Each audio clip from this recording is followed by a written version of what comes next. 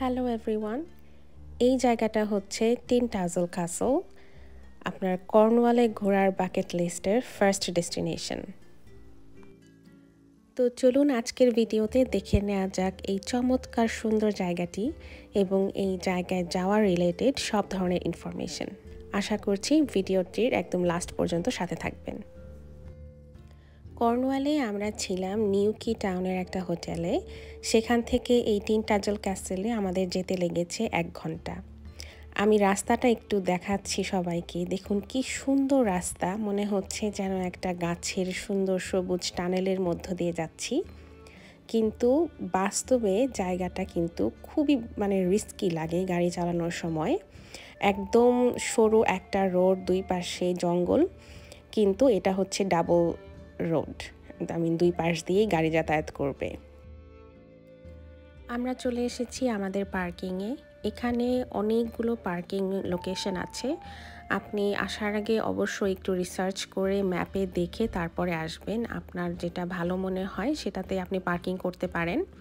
কিন্তু আপনি যদি মনে করেন যে একদম টিনটাজেল ক্যাসেলের সাথেই পার্ক করবেন, সেটা সম্ভব নয়।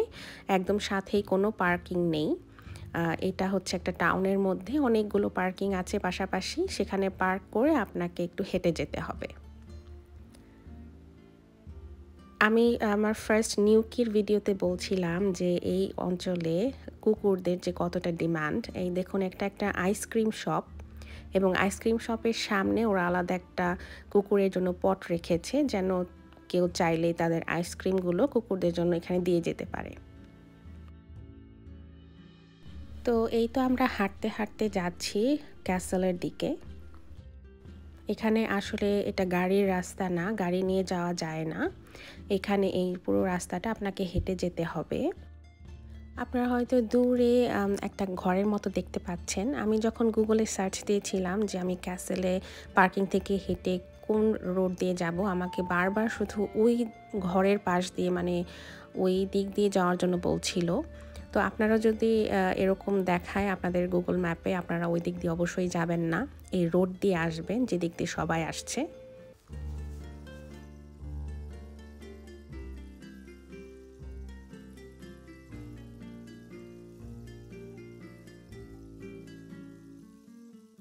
আর অবশ্যই এখানে কিন্তু ট্রেনার এবং কমফোর্টেবল জুতা পরে আসবেন, আর সাথে পানি, টুকটাক খাবার অবশ্যই রাখবেন।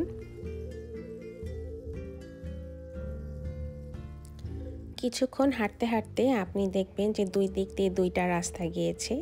আমরা যেমন বাম দিক দিয়ে যাচ্ছি, আর ডান দিকের যে রাস্তাটা দেখতে পাচ্ছেন ওই দিক দিয়ে ছোট্ট যে একটা ঘর দেখা যাচ্ছে সাদা, ওইটা হচ্ছে টয়লেট, দেন কিছু খাবারের দোকান, সুভিনিয়ার শপ, ইনফরমেশন সেন্টার, ওখানে সব কিছু আছে।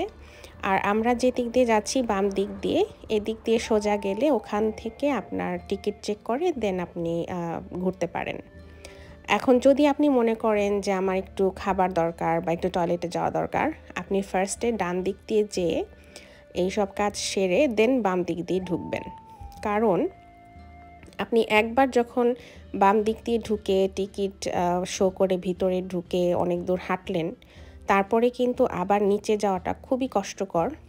আপনি একটু পরেই দেখতে পারবেন, আমার ভিডিও আমি দেখিয়েছি পরে কেন আমি কথাটা বলছি। তো এই জায়গাটাতে ওরা টিকিট স্ক্যান করে, অথবা আমার ক্ষেত্রে যেটা হয়েছে, যেহেতু আমরা অনেকগুলো মানুষ ছিলাম আর আমি আমার নামে বুকিং দিয়েছিলাম, তো আমাকে আমার নাম জিজ্ঞেস করেছে, আর নাম দিয়েই ওরা ওদের সিস্টেমে আমাদের টিকিটগুলো দেখতে পেয়েছে, সো আর স্ক্যান করতে হয়নি। এখন টিকিট নিয়ে আপনাদের সাথে কিছু ইম্পর্টেন্ট ইনফরমেশন শেয়ার করি। আমি সবসময় সবাইকে সাজেস্ট করি যেন আগে থেকেই আপনি অনলাইনে টিকিট কেটে আসেন, এবং এক্ষেত্রেও তাই। আর আপনি টিনটাজেল ক্যাসেলের ওয়েবসাইটে গিয়ে আপনি কবে ডেট দিয়ে এবং টাইম স্লট দিয়ে আগে থেকেই অবশ্যই টিকিট করে আসবেন। বাচ্চাদের যারা আছে, 5 বছরের কম বাচ্চা হলে টিকিট ফ্রি। আর অ্যাডাল্টদের ক্ষেত্রে টিকিটের একটা ট্রিক্স আছে, ফ্রাইডে এবং স্যাটারডে কিন্তু টিকিটের প্রাইস কম বাকি দিনগুলোর চেয়ে। আমরা স্যাটারডেতে গিয়েছিলাম, আমাদের টিকিট পড়েছিল পার অ্যাডাল্ট £16.30, আর আপনি যদি ফ্রাইডে এবং স্যাটারডে ছাড়া অন্যান্য দিনগুলোতে যান তাহলে টিকিট পড়বে £18.10। আর এই ক্যাসেল কিন্তু খোলা থাকে বিকাল 6টা পর্যন্ত। 6টার পরে ওরা ক্লোজ করে দেয়। আপনি লাস্ট এন্ট্রি নিতে পারবেন 5টার সময়।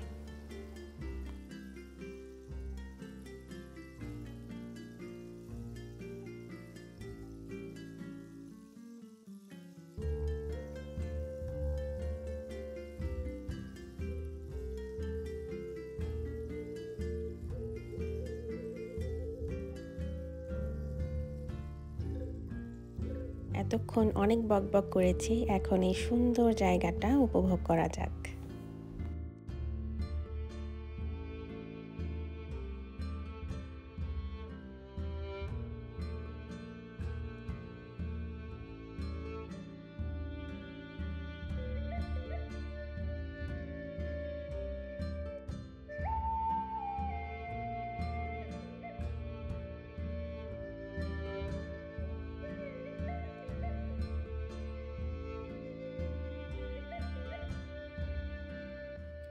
এখানে যে ধ্বংসাবশেষগুলো দেখতে পাচ্ছেন এগুলো অনেক আগের, 5th অথবা 7th সেঞ্চুরির দিকে এখানে মানুষ বসবাস করত। তখনকারই কিছু রুইন্স এখনো আছে।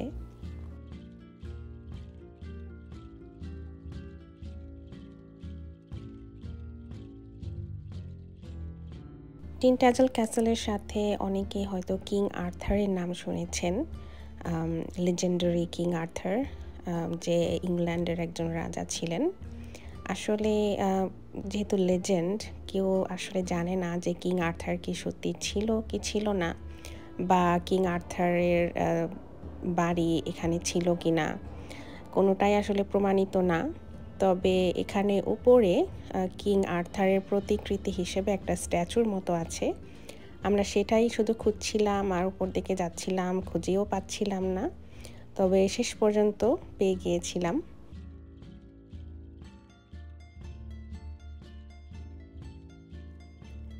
ওই দূরে পাহাড়ের উপরে একটা বিল্ডিং দেখা যাচ্ছে, এটা কিন্তু একটা হোটেল। এটা হচ্ছে ক্যামেলট ক্যাসল হোটেল। আপনি যদি অনেক শৌখিন হন, আপনি এখানে এসে এক রাত থাকতে পারেন, একদম সমুদ্রের পাশে সুন্দর ভিউ সহ। এখানে তাহলে আপনাকে গুনতে হবে পার নাইট 150 থেকে 350 পাউন্ড পর্যন্ত। যদি সি ভিউ চান তাহলে দামটা একটু বেশি।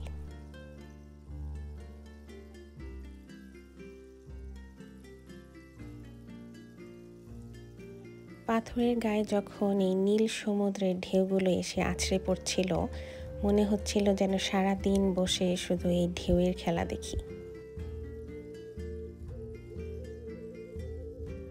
আরেকটা খুবই ইম্পর্টেন্ট কথা, এই জায়গায় কিন্তু নেটওয়ার্ক থাকে না, একদম আউট অফ নেটওয়ার্ক। সো যদি গ্রুপ হয়ে যান তাহলে চেষ্টা করবেন সবাই একসাথে থাকার, তা না হলে কিন্তু কমিউনিকেশন করতে পারবেন না। এই জায়গার সৌন্দর্যের কথা আর কি বলবো, যেদিকে দু চোখ যায় যেন পরাণ জুড়ায় যায় এইরকম।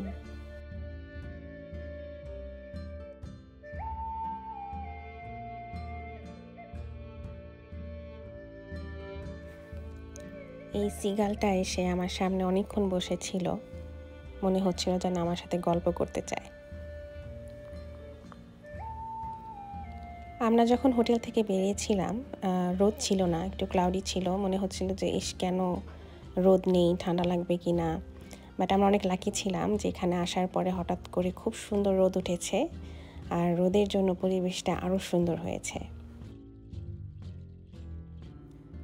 তো অনেক দূর হাঁটতে হাঁটতে উপরে এসে এই যে দেখা পেলাম কিং আর্থারের সেই স্ট্যাচু। এখানে মূলত আসার জন্য সবাই আসে, আপনি গুগলে সার্চ দিলে ফার্স্টে এই ছবিটাই দেখা যায়। স্ট্যাচুটার সাথে সবাই ছবি তোলার জন্য লাইন দিয়েছিল। এটা একটা প্রতিকৃতি মাত্র, যেহেতু কোনো কিছুই প্রমাণিত না, বাট কোনোভাবেই জায়গার সাথে কিং আর্থারের নাম জুড়ে গেছে। সো এখন সবাই মোটামুটি ওইটাই বিলিভ করে।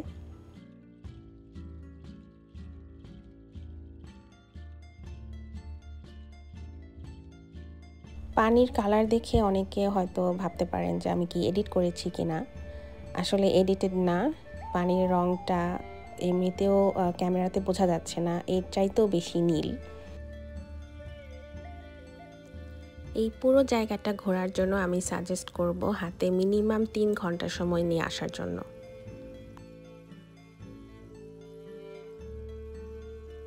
ফার্স্টে যে একটা গেট দেখিয়েছিলাম মনে আছে, সেই দিক দিয়ে আমাদের এক্সিটের পথ। তো সেই দিক দিয়ে আমরা নামছি। এটা খুব স্টিপ একটা স্টেয়ারকেস। আমি ফার্স্টে যে বলেছিলাম আপনার যদি কোনো খাবার দরকার হয় বা টয়লেটে যাওয়ার জন্য দরকার হয়, আপনি সেরে দেন হচ্ছে টিকিট দেখিয়ে এদিকে আসবেন ঘোরার জন্য।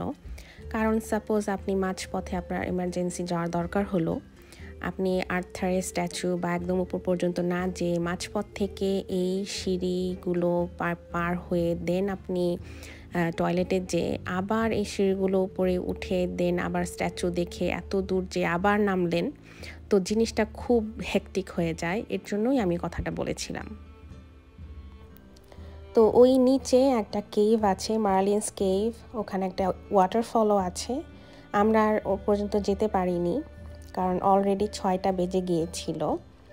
আর 6টার সময় যেহেতু সব ক্লোজ করে দেয়, আমরা তাড়াতাড়ি করে একটু বের হচ্ছিলাম। এখানে একটা সুভিনিয়ার শপ আছে, ভাবছিলাম যে কিছু ফ্রিজ ম্যাগনেট নিব, কিন্তু মনের মতো কিছুই খুঁজে পাইনি। আপনারা চাইলে দেখতে পারেন। তবে আমার সাজেশন হচ্ছে এখানে যে লোকাল ভিলেজ আছে একটু আগে যে ওখান থেকে আপনি যে কোনো সুভিনিয়ার পেয়ে যাবেন সুন্দর সুন্দর, ওখান থেকে কিনবেন।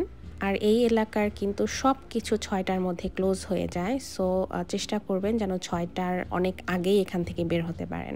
আর এখান থেকে ফেরত যাওয়ার একটা খুব সুন্দর উপায় আমি বলে দিচ্ছি, এটা ওদের ওয়েবসাইটেও লেখা ছিল।